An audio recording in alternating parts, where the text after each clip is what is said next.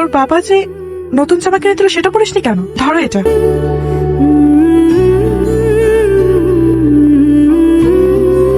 শুভ জন্মদিন চিনু। ধন্যবাদ বাবা, অনেক ধন্যবাদ। এই অবশেষে নতুন বাইক তো ঠিক আছে। পদ্মনা এবার মিষ্টি দিয়েছে দেখো। আচ্ছা আমাকে এটা একটু বলো তো, এটা কার টাকা? দাও তো আমায়। তোমার কি মনে হয় হ্যাঁ, যে দিয়েছে ওরই, পদ্মার? দেওয়ার সময় তো বলতে পারতে যে এটা ওদের টাকা, আমি কিছু একটা করতাম। ও তাহলে এখনই করো।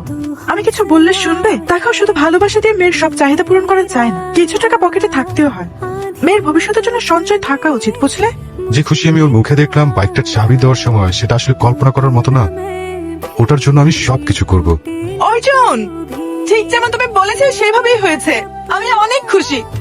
বাবা আমার জন্য একটা বাইক কিনে দিয়েছে। ইচ্ছে করেছে চিৎকার করে সারা দুনিয়াকে আমার খুশির খবর জানিয়ে দিই।